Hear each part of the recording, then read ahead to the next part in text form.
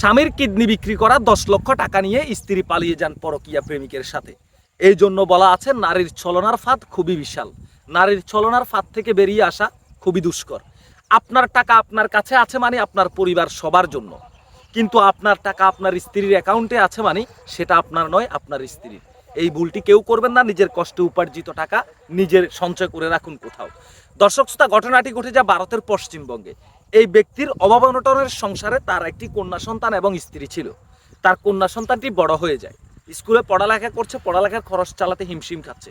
ঠিক তখন তার স্ত্রী তাকে পুষলিয়ে পাসলিয়ে বোঝানোর চেষ্টা করে, দেখো আমাদের সংসারের এই অভাব অনটন কেটে যাবে, তোমার একটি কিডনি বিক্রি করে দিলে আমরা অনেক লক্ষ টাকা পাবো, যেটা দিয়ে আমাদের পরিবারও ভালোভাবে চলবে, আমাদের মেয়েটার পড়ালেখার খরচটাও মিটে যাবে, মেয়েটাকে সুন্দরভাবে বিয়েও দিয়ে দিতে পারবো।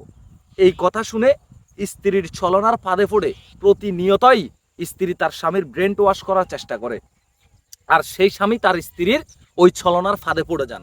ফাঁদে পড়ে গিয়ে স্ত্রীর কথায় 10 লক্ষ রুপিতে একটি কিডনি বিক্রি করে ফেলেন এবং সেই টাকা সে তার স্ত্রীর হাতে তুলে দেন। পরের দিনই স্ত্রী সেই 10 লক্ষ রুপি নিয়ে তার পরকীয়া প্রেমিকের সাথে উড়াল। তারপর থেকেই ওই পুরুষ মানুষটা তার স্ত্রীকে আর খুঁজে পাচ্ছে না। এদিক সেদিক খুঁজাখুঁজি করে পরবর্তীতে জানতে পারে তার কিডনি বিক্রি করা 10 লক্ষ টাকা নিয়ে তার স্ত্রী পরকীয়া প্রেমিকের সাথে চলে গেছে। ঠিক তখনই কলকাতার একটি হাইকোর্টে মামলা দেন ওই ব্যক্তি। কিন্তু মামলা দিয়ে এখন লাভ হবে কি? আপনি তো আপনার সর্বোচ্চটা হারিয়েছেন। আমাদের প্রবাসী ভাইয়েরা, শুধুমাত্র প্রবাসী ভাই না, আমাদের বর্তমানে যে পুরুষ মানুষগুলো আছি, আমরা অনেক কষ্ট করে টাকা উপার্জন করি, সেই টাকা আমরা অনেক পুরুষ মানুষ আসি, বিশেষ করে আমাদের প্রবাসী ভাইয়েরা টাকা স্ত্রীর অ্যাকাউন্টে রাখে। একটা কথা মাথায় রাখবেন, আপনার পরিবারের যতটুকু প্রয়োজন ততটুকু দিয়ে আপনি আর বাকি টাকাগুলো আপনার নিজের অ্যাকাউন্টে সঞ্চয় করে রাখেন। আপনার কাছে টাকা আছে মানে আপনার স্ত্রী এবং আপনার পরিবার সবার, কারণ আপনার সাদা দিলে কোনো কাদা নেই। পুরুষ মানুষ পরিবারের জন্য উপার্জন করে, অন্য কারোর জন্য নয়। এই পৃথিবীতে প্রকৃত মানুষে হচ্ছে পুরুষ মানুষ। দর্শক শ্রোতা, কিন্তু আপনার টাকা যদি আপনার স্ত্রীর অ্যাকাউন্টে থাকে সেটা আপনার নয়, সেটা আপনার স্ত্রীর টাকা। এই জন্য বলবো, নিজের টাকা নিজের অ্যাকাউন্টে সঞ্চয় করলে পরিবারের সবাই পাবে, কিন্তু আপনার স্ত্রীর অ্যাকাউন্টে থাকলে ওই টাকার মালিক আপনি হবেন না। এটা বাস্তব সত্য কথা। আপনি কষ্ট করে সারা জীবন টাকা উপার্জন করবেন, শেষ বয়সে এসে স্ত্রীর কটুকথা শুনতে হবে শুধুমাত্র নিজের ভুলের কারণে। এমনটা করবেন না। একটা নারী কতটা ছলনাময়ী হলে এই কাজটি করতে পারে? তার স্বামীকে হয়ে, আমি মানলাম ঘটনাটি ভারতের পশ্চিমবঙ্গে ঘটে গেছে, কিন্তু কোনো মানুষের সাথে কোনো মানুষ এই ঘটনাটি ঘটিয়েছে। আমরা সবাই মানুষ, ভারতের মানুষও মানুষ, আমরাও মানুষ। এই ঘটনা, এমন ঘটনা বাংলাদেশেও ঘটেনি যে এমন কিন্তু নয়।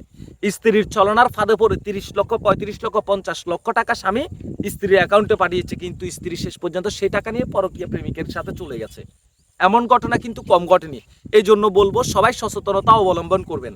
আপনার কষ্টে উপার্জিত টাকার প্রতি আপনার মায়া এবং দরদ থাকা দরকার। আপনি আপনার পরিবারের জন্য লড়াই করছেন, কিন্তু আপনার পরিবার আপনার বছরে আপনার কষ্টে উপার্জিত টাকা দিয়ে অন্যকে পাওয়ার জন্য লড়াই করছে। এমনটা কিন্তু এখন বর্তমান সমাজে অ্যাভেলেবেলই হচ্ছে। এই জন্য বলবো, প্রত্যেক প্রবাসী ভাইদেরকে আপনার কষ্টে উপার্জিত টাকা আপনার পরিবারের চাহিদা অনুযায়ী দিয়ে বাকি টাকা আপনার অ্যাকাউন্টে সঞ্চয় করেন। আপনার অ্যাকাউন্টে থাকা আর আপনার স্ত্রীর অ্যাকাউন্টে থাকা একই কথা, কিন্তু আপনার স্ত্রীর অ্যাকাউন্টে থাকা আর আপনার অ্যাকাউন্টে থাকা কিন্তু একই কথা নয়। আপনার স্ত্রীর অ্যাকাউন্টে থাকা মানে টাকাটি তার, আর আপনার কাছে থাকা মানে টাকাটি আপনার পরিবারের, কারণ আপনার সাদা দিলে কাদা নেই, আপনি পরিবারের জন্য উপার্জন করছেন, এটা স্বাভাবিক। এই বিষয়টা আসলে আমলে নেওয়া দরকার। ভিডিওটি শেয়ার করে দেবেন, প্রত্যেক মানুষকে সচেতন হওয়া দরকার। একজন নারীর ছলনার ফাঁদ খুবই বিশাল হয়। এই ছলনার ফাঁদ আসলে উন্মোচন করা খুবই দুষ্কর। নারীর ছলনার ফাঁদ কখনো আপনি বুঝতে পারবেন না। নারী তার চোখের ফানি দিয়ে পুরুষকে বশ করে, নারী তার হাসি দিয়ে পুরুষকে বশ করে। একজন পুরুষ প্রকৃত দোষী নারীটাকে চিনাটা কিন্তু খুবই দুষ্কর।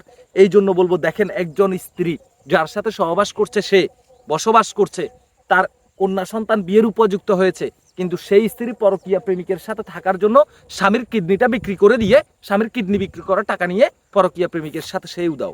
তাহলে আপনি কাকে বিশ্বাস করবেন বর্তমান সমাজে এসে? ভালো থাকবেন। আপনার ব্যক্তিগত মতামত কমেন্ট বক্সে জানাবেন।